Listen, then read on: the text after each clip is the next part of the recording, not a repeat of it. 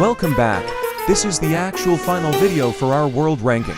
Like I said, there's still a lot to talk about since the Caliginous Carnival world has a ton of original content. So not wasting our time with useless dilly-dally. Let's pick up where we left off with ... Night 30 is the only one of 2 levels, in part to that actually has a special objective ... In this level it requires you to defeat 10 Carny Teddies, while the tarot cards are only ... cards that would give an advantage to zombies. Every Carny Teddy has to count, if more than let's say 3 Carny Teddies because it got turned to a zombie because of the card. You might as well start over. Night 31 is a special with a special objective kind of ... I guess.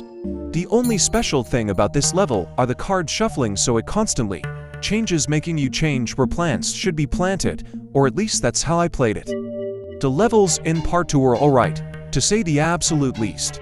Potato Chit is a decent plant that helps a lot with the early waves. To earn more sun, while not actually spending any sun. Much like Puff Shroom in PvZ1 cause it's also spammable. Its damage isn't very great, but it's spammable. And for a 0 plant, you get what you pay for. Caramel Popcorn is alright to say the least. I would still prefer Kernel Pult cause of its cheap. Sun cost and butter stun. Boom Balloon Flower is a really good plant that's very helpful in a lot of cases, and it has a fair sun cost. Tiger Gross is adorable and it's pretty powerful. Magic Shroom from the Chinese version, but this is very much different than its Chinese counterpart. It shoots 3 cards to the zombies that do decent damage, and its unique ability that, once the card glowy effect around it turns gold, you can tap on it, and it shoots out tarot cards that is actually good for you. It's a decent plant, but not one I'd use often. The Great Zucchini is not very good in my opinion. It's like an imp pear, but instead of turning zombies to imps it turns zombies to the Great Zucchini Zombies. It's just a basic zombie ... For a plant that expensive I would rather just use an imp pear. I'll say this right now, the fact that the basic zombies have their own unique designs ... is really cool to me, and it just shows you how much the devs wanted their first original world. Not counting holiday mashup or the fact that this world is inspired by an event from vanilla closing parenthesis ... to be unique and special. They don't have any special abilities, and I just wanted to say that because I think it's so cool. Stiltwalker is just that zombie in vanilla in that one event that I don't care enough to acknowledge what the name of the event is. Pink Vendor Zombie boosts zombies' health and Blue Vendor boosts zombies' speed. It's like a magenta skull zombie or evil potions, but can only boost zombies one at a time. But that doesn't mean they boost zombies slow. Trapeze zombies can be difficult in huge groups, and I just recently learned that depending on the color of the shirt the zombie is wearing, you can determine how many trapeze zombies will appear. I can't really explain it very well, so I recommend watching Flag Zombies Overanalyzation of the Caliginous Carnival world.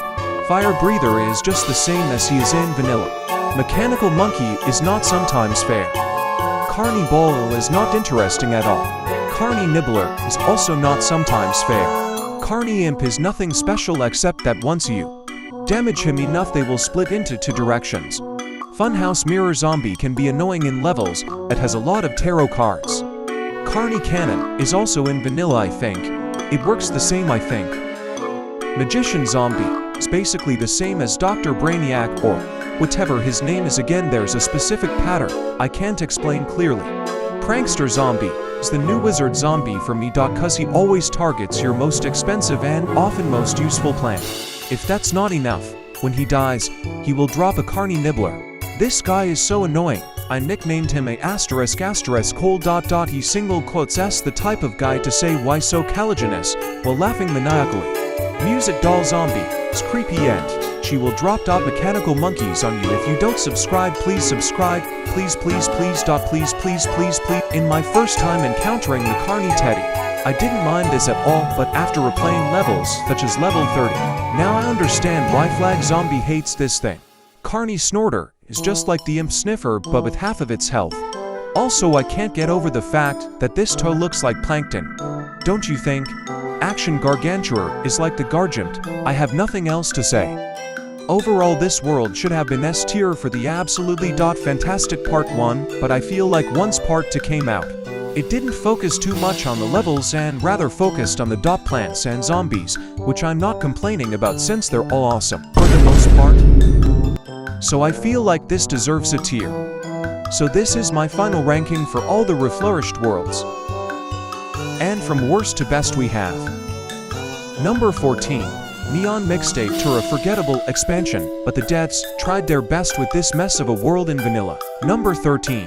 Far Future, a tanky expansion that has the hardest level in the entire mod.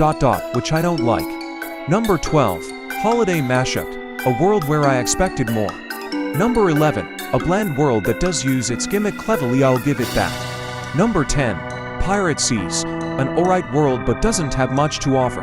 Number 9. Ancient Egypt, a solid start to the expansions. Number 8. Modern Day, it's a good world. It's just so chaotic and hard to comprehend. Number 7. Lost City, a good expansion. Number 6. Dark Ages, a great expansion that has a ton of personality to it. Number 5. Frostbite Caves, an expansion that is just as good as Wild West. Number 4. Wild West, an expansion just as good as Frostbite Caves. Number 3. Caliginous Carnival, an amazing world that shows the devs' amazing talent. Number 2. Jurassic Marsh, the definition of peak modding with great balance changes. And finally at number 1, Steam Ages, a perfect fixed world that outdoes SOG. Counterpart by a long shot. A world that has excellent levels all the way through. A world that rightfully deserves the number 1 spot. Yay! We rank every single world in Plants vs. Zombies to Reflourished. Thank you so much for watching and supporting this channel. This trilogy I guess has been definitely the biggest video I've ever made, and let me know if I should give my thoughts about the realms outside of the adventure world like hypothermic hollows and assault airspace. Again, thank you so much, and some other videos will be coming soon. Stay tuned.